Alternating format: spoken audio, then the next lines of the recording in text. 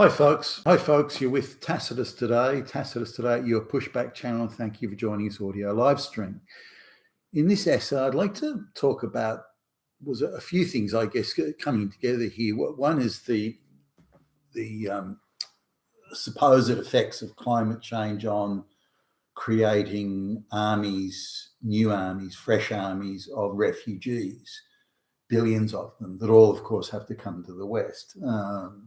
They can't do anything else. They have to come to the West. The globalists, tell us that. So, how they're going to fit into the West is a little bit beyond me. But anyway, that's. I don't think the future that the globalists have in mind for us is one where individual wealth of any sort, or the well-being of the populace, or the health and well-being. I don't think any of that's really on their radar for the future.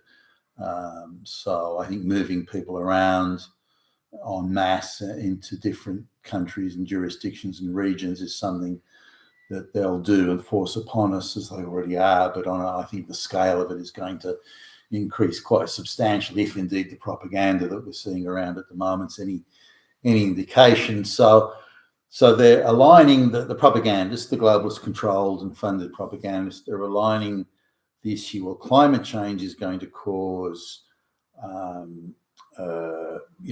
famine and droughts and so on. Entire countries are going to go underwater and so on. And this is going to thus generate hundreds of millions, indeed billions of refugees. And the only solution, there is no other solution, is they just have to come to the White West. That's the only solution that the globalists have in mind. Now, I guess it's interesting how successful they've been in convincing the college kids, the school kids, that this is so. Now, I don't know how if you just took 100 kids in a school and say, well, how many of them are really or in college, how many of them actually are affected by this? Because the impression you get is nearly all of them are getting suckered in by these lies and these grotesque untruths and these assertions that are simply insane by any standard.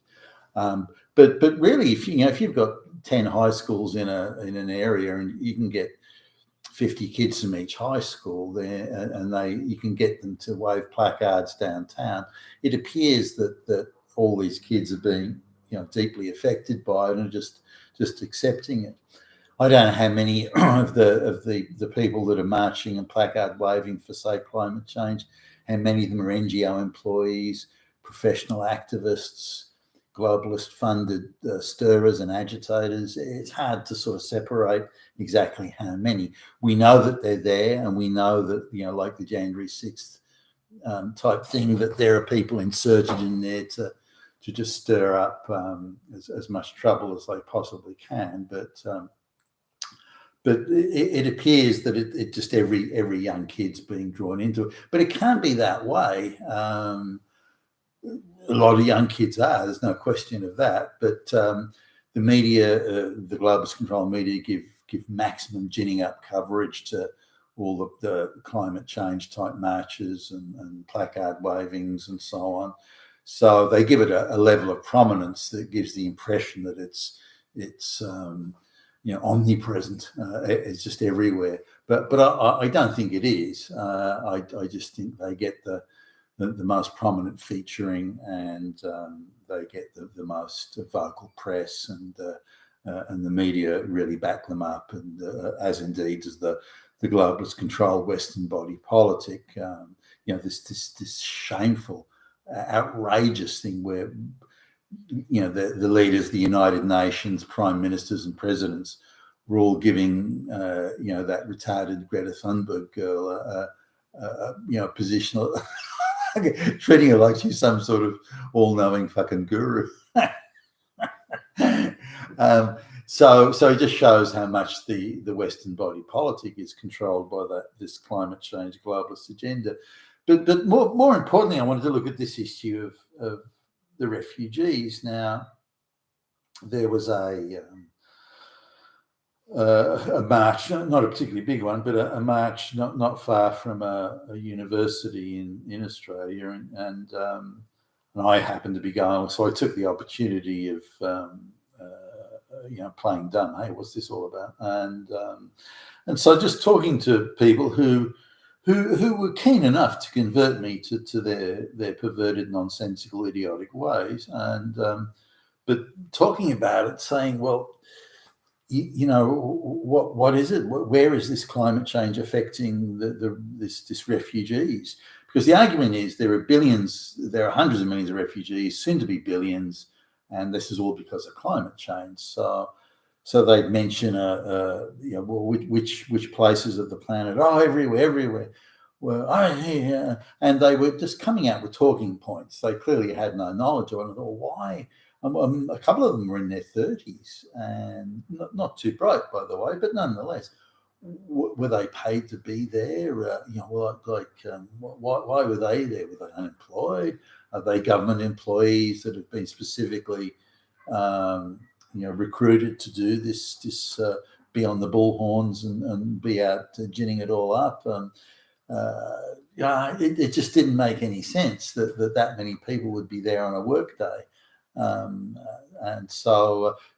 trying to get them to talk it through. Okay, there are going to be billions of refugees, right? Okay, now that's a prognostication. That's not a fact. It's just it's going to be, and it's this catastrophe type peddling that these climate change people do. The whole world's about to end, and if you've got a problem with that, if you even question that, then you're a damn fucking Nazi.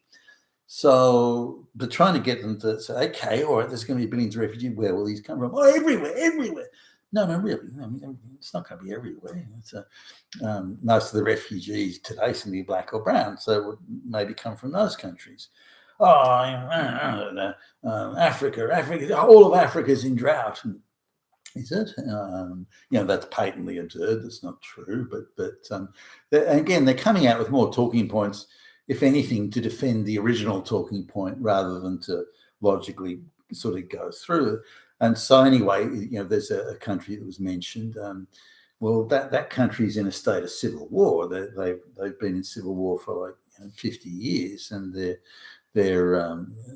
fighting each other, and there's no real drought there. It's just that the various tribes are destroying each other's crops in a tit for tat sort of thing in the civil war. So that's not anyway. They seem rather disappointed that hey, this guy knows a bit more than we do. So do we even want a conversation with someone who actually knows the facts? We just want people to go into the motion of it. Climate change is a disaster; it's going to affect everybody, and we got to get those Nazis. Yeah, and that's sort of the thing that they want. But trying to get them to talk it through and say, okay, all right. I accept your claim, refugees. Where are the refugees going to come from? Well, it won't be that part of Africa because that's a civil war. That's got nothing to do with climate. What about some? Well, no, that they've got an equatorial rainforest climate, and they're not suffering drought at all. So that's not right either. Okay, where else would it come from? Oh, it'll come from so and so. Well, again, that's not correct. That they've had a number of governments there that have a number of coups and so on, and their whole administration and infrastructure has fallen to pieces. So that's a local problem. It's nothing to do with climate change.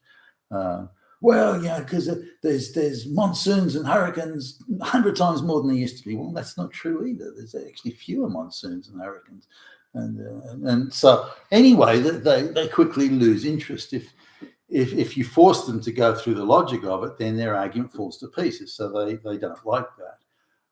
If you try and sort of nail it down, so look, I accept your premise. Can you back it up?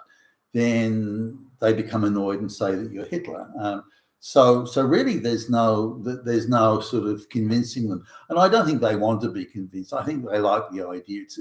It has some sort of twisted, dark sort of romance to it.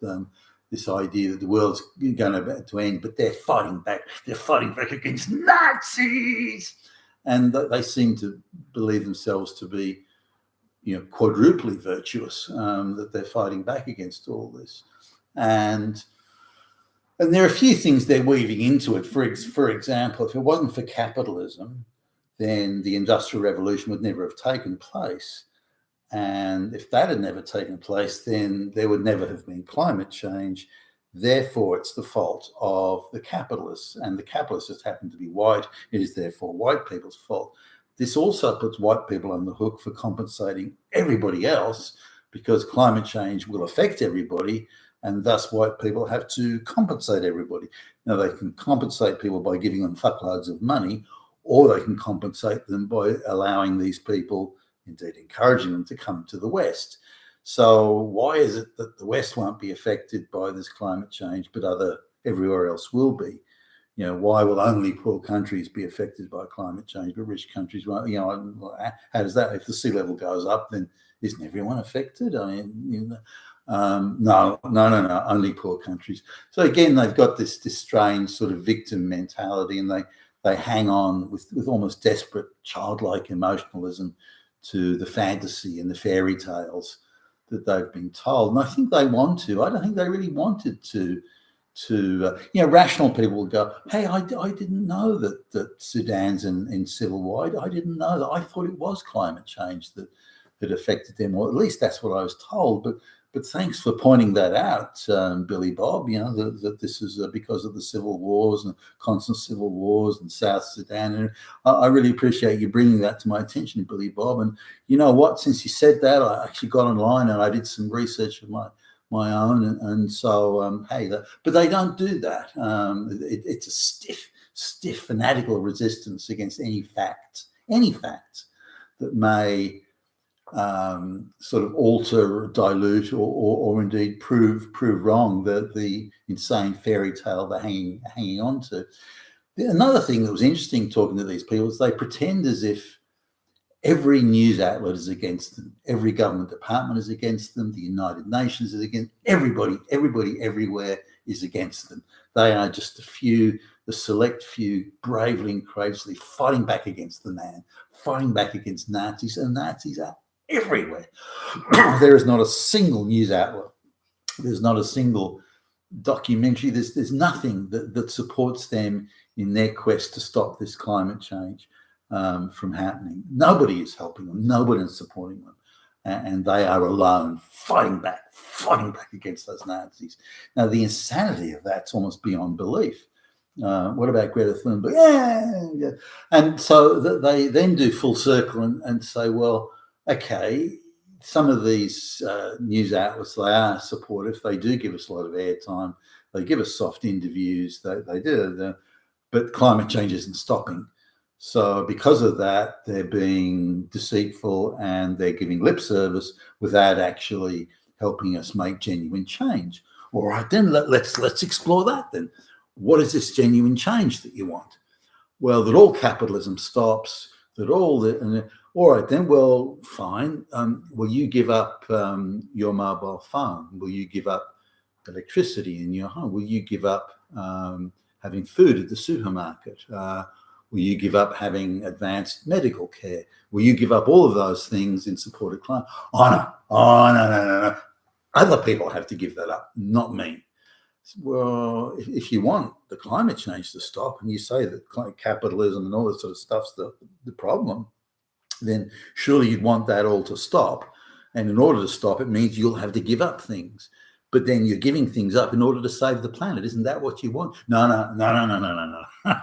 Other people have to give that up.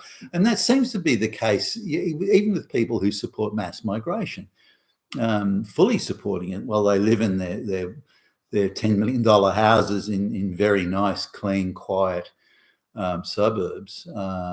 They go, no, I'm supporting mass migration as long as those people don't come anywhere near me. Then I've got a problem with it.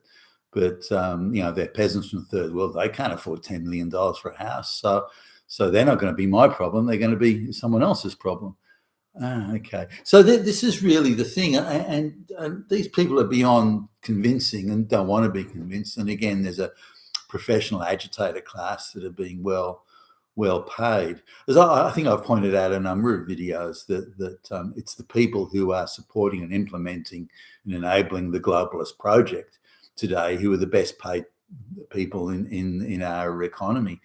A diversity, equity and inclusion advisor to the government can be getting paid 3 or 4 times what a qualified mid-level engineer, civil engineer, the guy in charge of building the bridge, will be getting paid a third or a quarter of what a diversity, equity, inclusion officer is getting paid. So to give you some idea of the world that we're living in at the moment, that there's an agitators, a climate change agitator officer in one of the universities is paid probably $50,000 to $60,000 a year more than an engineer building a bridge. This is how perverse things have come, and so we're looking at perversions at all levels, up and down and left and right, all across the economy. You've been with Tacitus today, your Pushback channel. Thank you for listening.